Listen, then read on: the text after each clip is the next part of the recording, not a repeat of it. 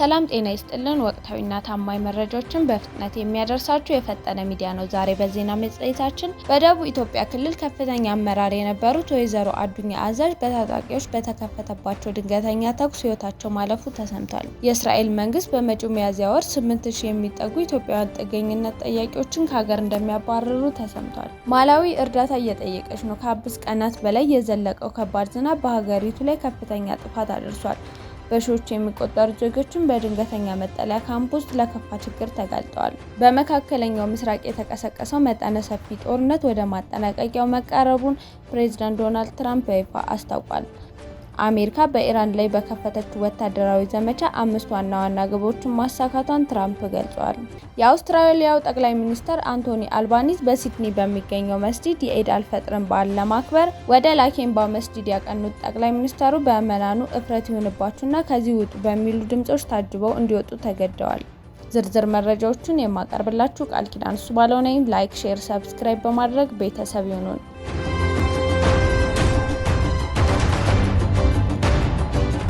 የደቡብ ኢትዮጵያ ክልል ወሳኝ ኩነቶች ምዝገባ ኤጀንሲ ምክትል ዋና ዳይሬክተር የነበሩት ወይዘሮ አዱኛ አዛዥ መጋቢት 9 ቀን 2018 ዓ.ም ነበር ለስራ ግዳጅ ወደ ኮንሶ አቅንተው የነበረው። ይሁን እንጂ የስራ ግዳጃቸውን አጠናቀው ወደ አርባ ምንጭ በመመለስ ላይ ሳሉ በጋዱላ ዞን ልዩ ስሙ ሆልቴና ሽላሌ ተብሎ በሚጠራ አካባቢ ማንነታቸው ባልታወቀ ታጣቂዎች ጥቃት ተፈጽሞባቸዋል። አመራሯ ላይ በደረሰው በዚሁ ድንገተኛ የተኩስ ጥቃት በ4 ጥይቶች ተመተው ለከፍተኛ ጉዳት ተዳርገው ነበር። ወዲያውኑ ወደ አርባ ምንጭ አጠቃላይ ሆስፒታል ቢወሰዱ የሕክምና ባለሙያዎች ለሰዓታት ሲያደርጉት የነበረው ጥረት ሳይሳካ ቀርቶ መጋቢት 10 ቀን ከዚህ ዓለም በሞት ተለይተዋል። ወይዘሮ አዱኛ አዛዥ ከዚህ ቀደም የጎፋ ዞን ምክር ቤት አፈ ጉባኤ በመሆን ያገለገሉ ሲሆን በክልሉ በተለያዩ ኃላፊነት እርከኖች ላይ በታማኝነት ሲያገለግሉ የቆዩ አንጋፋ አመራር እንደነበሩም ተገልጿል። የኢትዮጵያ ደቡብ ክልል መንግስት ድርጊቱን የፈጸሙ አካላት ለሕግ ለማቅረብ በትኩረት እንደሚሰራና በአካባቢው ሰላምን ለማረጋገጥ የማያዳግም እርምጃ እንደሚወስድም በይፋ አስታውቋል። ለሟች ቤተሰቦችና ወዳጅ ዘመዶቻቸው መጽናናትን እንመኛለን።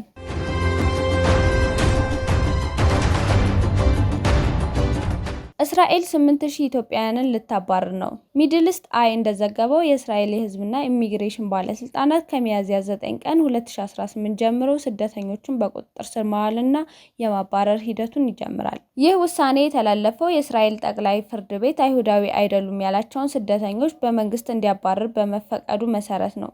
ሊባረሩ ከታቀዱት 8000 ዜጎች መካከል 1000 ያህሉ ከትግራይ ክልል የመጡ መሆናቸው የእርዳታ ድርጅቶች ገልጸዋል። መንግስት እነዚህን ስደተኞች ህገወጥ ሰርጎ ገቦች በሚል የፈረጃቸው ሲሆን ሂደቱ በከፍተኛ ፍጥነት እንደሚተገበርም አመልክቷል። በአሁኑ ወቅት በእስራኤል 72000 ገደማ ጥገኝነት ጠያቂዎች እንደሚገኙ መረጃዎች ያሳያሉ። አሳፍ የተሰኘው የእርዳታ ድርጅት ባወጣው መረጃ መሰረት ከእነዚህ ስደተኞች ውስጥ 50 በመቶ የሚሆኑት እጅግ አስከፊ በሆነ ድህነት ውስጥ ይኖራሉ። አሁን የተላለፈው የመባረር ትዕዛዝ ደግሞ በስደተኞቹና በቤተሰቦቻቸው ላይ ከፍተኛ ድንጋጤን ፈጥሯል።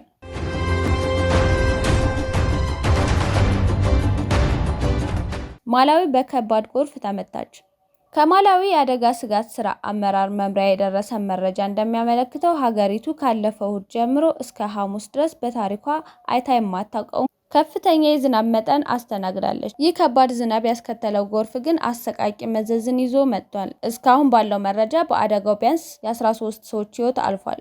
ከ35 በላይ ሰዎች ደግሞ ለከባድ ቁስለት ተዳርገዋል። የጎርፉ አውዳሚነት በዚህ አላበቃም። በ9598 አባወራዎች ላይ በ10000 የሚቆጠሩ ሰዎች ቤታቸውንና ንብረታቸውን አጥተው ተጎጂ ሆነዋል። 16 ማዘጋጃ ቤቶችና ወረዳዎች በጎርፉ ክፉኛ ተመተዋል። መንግስት ለተፈናቀሉ ዜጎች ጊዜያዊ መጠለያ የሚሆኑ 12 የድንገተኛ ጊዜ ካምፖችን በችኮላ አቋቁሟል። በአሁኑ ሰዓት የፍለጋና የህይወት ማዳን ስራዎች በከፍተኛ ርብርብ እየተከናወኑ ይገኛሉ።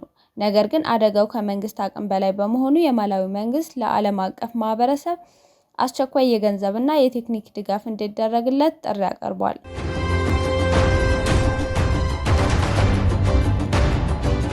ትራምፕ ይፋ ያደረጓቸው 5 ግቦች። የኢራን ኒውክሌርና ሚሳኤል ፕሮግራም ተደመሰሰ። ፕሬዚዳንት ዶናልድ ትራምፕ በትሩዝ ሶሻል ገጻቸው ባሰፈሩት መረጃ በኢራን ላይ የተከፈተው ዘመቻ ወደ ማጠናቀቂያው መቃረቡን ገልጸዋል። ትራምፕ አሜሪካ ድል ተቀናጅታለች ባሉት በዚህ መግለጫ 5 ዋና ዋና ስኬቶችን ይፋ አድርገዋል። ከእነዚህም መካከል የኢራንን ሚሳኤል አቅም ማዳከም፣ የባህርና አየር ኃይሏን መደምሰስ እንዲሁም የኒውክሌር ፕሮግራሟን በቋሚነት መግታት የሚሉት ይገኙበታል። በተጨማሪም የእስራኤል፣ የሳውዲ አረቢያና የተባበሩት አረብ ኤሚሬቶች ደህንነት መረጋገጡን ፕሬዚዳንቱ በስኬት ጠቅሰዋል። ትራምፕ በጣም ተቃርበናል በማለት ጦርነቱ በቅርቡ ሊያበቃ እንደሚችል ፍንጭ የሰጡ ቢሆንም የተኩስ አቁም ስምምነት ላይ ፍላጎት እንደሌላቸውና አሜሪካ ሙሉ በሙሉ ድል ማግኘቷን አጽንኦት ሰጥተውታል። በሌላ በኩል ቴህራን ምንም አይነት መታቀብ አናሳይም በማለት የአጸፋ እርምጃ እንደምትወስድ በይፋ ገልጻለች። ይህም ቀጠናውን አሁንም በስጋት ውስጥ እንዲቆይ አድርጎታል።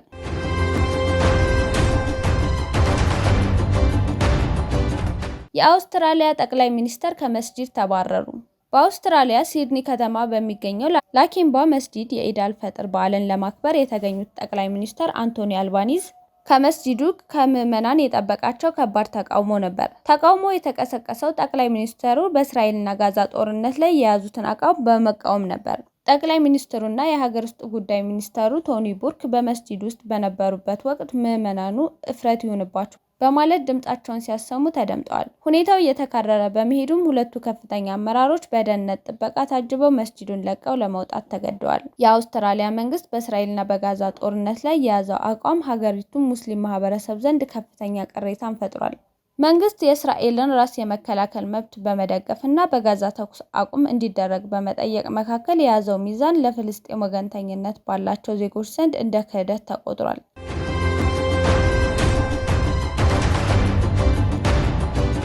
ያቀረብናቸው መረጃዎች እነዚህን ይመስሉ ነበር። ቻናላችንን ሰብስክራይብ በማድረግ ሁልጊዜ ፈጣን መረጃዎችን ያገኙ።